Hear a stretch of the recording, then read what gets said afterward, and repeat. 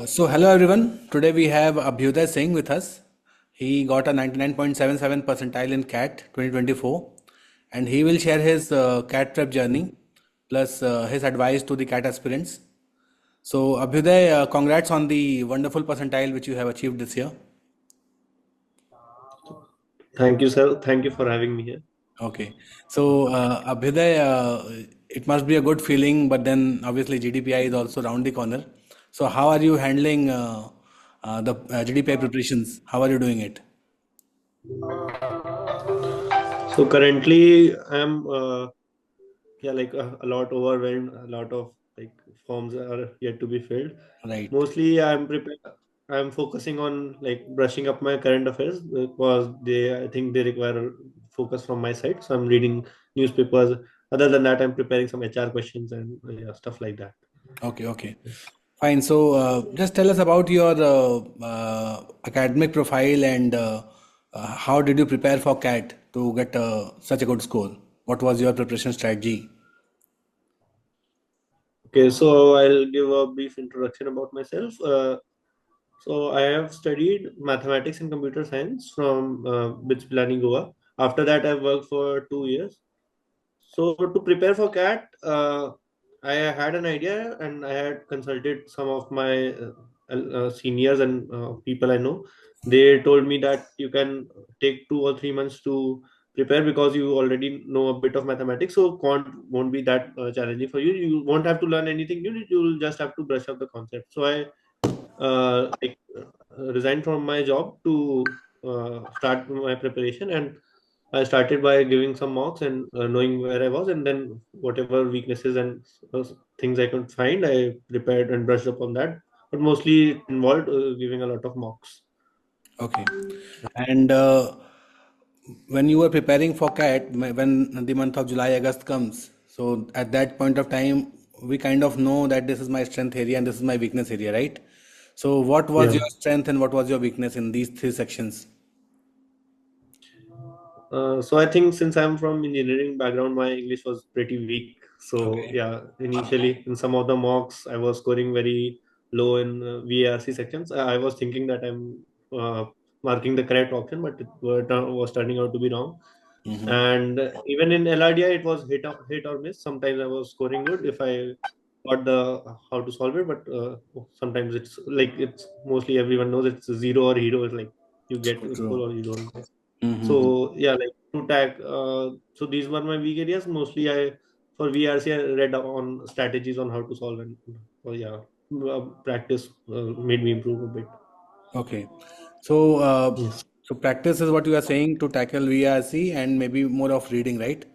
So, how voracious reader were you? How much reading were you doing on a daily basis? So before this, yeah, I had only read in school. But after that, my reading like practice or habit was not that much. But when I started preparing for CAT, I started a bit reading a bit on Aeon. But mostly, I realized that instead of reading articles, I could just read RC questions, a lot of RC questions. So what I did was whenever I wanted to read, whenever I had time to read, I just solved one RC or two RCs so to develop that practice of the actual RC itself. Okay, okay. So Yeah. basically, you started reading RCs and solving questions to Yes. gain the confidence, right? And what Yes. was your Yes. Yes. score in VRC? So in VRC, I got 99.46 percentile. So it was the highest out of the three sections. So your Yeah. weakness come Coincidence. turned out to be your, the strength when it comes to the percentile boost up, right? That's good to know. Yeah. But then you must have done Yeah. something amazingly, hard because I understand I am also an engineer. So I understand that engineers' nemesis is VARC only. QA and Yeah. LRDI is kind of, we know that, okay, even if we are not good at some sections, some areas, we will be able to cover up once we start practicing because that is in our DNA because we have studied till 12th and then engineering and all those stuff. But when it comes to VRC, it is a tricky. So you must have done something more than just solving RCs. So tell us about that. So I had a bit of confidence in English because during school I had like participated in some Olympiads and I scored decent in English. I was not that bad.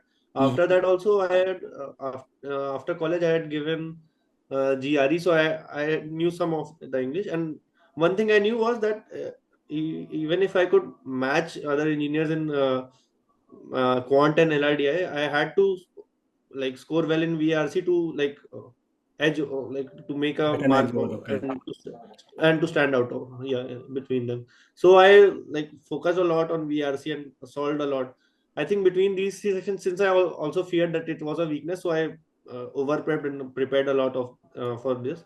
So Okay. mostly my strategy was to like see the frameworks and apply those frameworks exactly to the question. So I think I micro analyzed every question. Like when I gave a mock or anything, I saw even if I got it correct, I was thinking, was my thinking correct? That did I correct by luck, or was I really the approach was also correct? So I like focused a lot on VRC. Okay, So so I the think that micro analysis part is, I think, that key takeaway that you have analyzed yeah, every question which you did in RC thoroughly, be it mocks, be yeah, it practice. So obviously that will definitely help because normally yeah, when we prepare and when students prepare, what they tend to do is if they have got the answer right, they kind of yeah, switch to the next question because they want to focus on the volume, more number of questions, more number of RCs, more number of LRDI sets. But ideally, I also advise the same, and I think that is the right philosophy that you should focus more on the quality than the quantity. Even if you have solved yes. 200 RCs, that is good enough if you have analyzed every question in detail, right? Instead of solving, say, 500 or Yeah. 800 RCs. So, what will be the rough number of RCs which you have solved in your CAT prep journey? If you can give me a ballpark figure, Uh, I including won't the be able mocks. to ballpark figure. I think I gave around 20 mocks, so each mock contains around 4 RCs, so those are 80. Right. Apart from that, I maybe attempted 20 to 30, so around 100 or 110 And RCs you have done. RC. Yeah, That's a good number. That's a good number. Fine. So yeah, you were working and then you resigned to do an MBA to prepare for CAT, right? So why MBA? You yes. must be having a good paying job considering you were working with a startup. So why did you choose to Yeah. do MBA?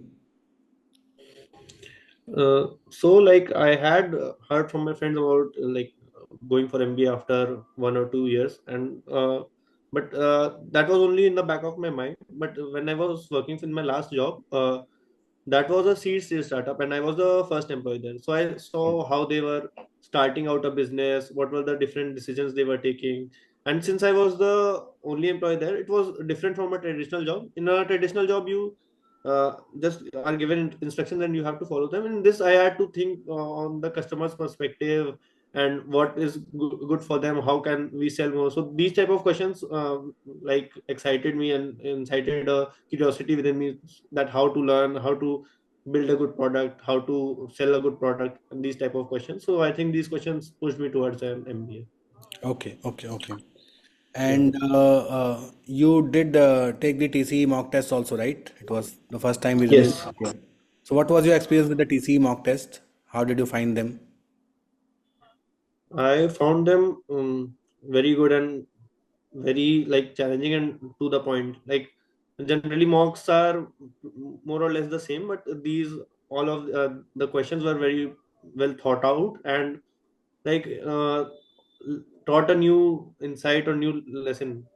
Okay. So yeah, like even in the analysis and solutions part, you could see that Arun Sharma sir pointing out that like this question can teach you this concept, and Hmm. even if you got it wrong, you were like the concept was ingrained in you, so next time you didn't get it wrong.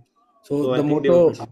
right, right. So when Arun Sharma sir started this, the motto was that the student should not only solve the mocks, but his conceptual clarity should also be enhanced after solving a particular question.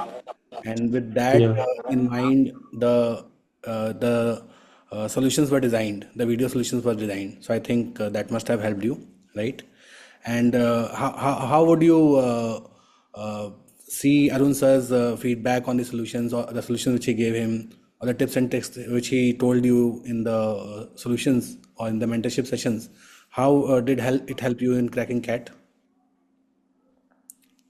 So I think all of his teachings and resources were pretty logically structured. So what generally happens is when you see some resource, it just explains the answer or some concept. But Arun Sharma sir pretty well structured his arguments pretty well, and like also explained how he came, how one can come to the particular line of thought, what it takes, how to react to a question, and those things I think helped me a lot to like build my own line of thinking. Right. So reactions and triggers, which we often talk about, that when you Yeah, see a question, what is the first reaction which you get, or what is the trigger point? So when you try to solve with these aspects in mind, then it becomes comparatively easy, right, to get to the yeah. solution. Right. And LRDI is a nemesis for most students, right? So how did you handle LRDI in your preparation? So yeah, like other students, it was a nemesis for me too. I was well in some sets. I was in some mocks. I was getting two sets, in some one, in some zero. So it was like unpredictable for me. But yeah, I started out by like doing a lot of logic based puzzles and some like other sets as well, difficult sets. And whenever I gave a mock which had difficult set, I made sure to watch the solution and like see what was the line of thinking there. I think quant based DI was like pretty troubling for me, so I focused a lot on that. But I don't think I have a particular way of or structure of how I approach it. I just like kept failing and failing and eventually started Learning through it. succeeding. I think. Okay. So Yeah, practicing and learning, and then, ensuring that the same mistake is not done again, yeah, right? yeah. That was the approach. Fine. So on the D day, on the CAT day, normally what we have seen is students tend to panic, and that is why even some of the good students don't get a 99 plus.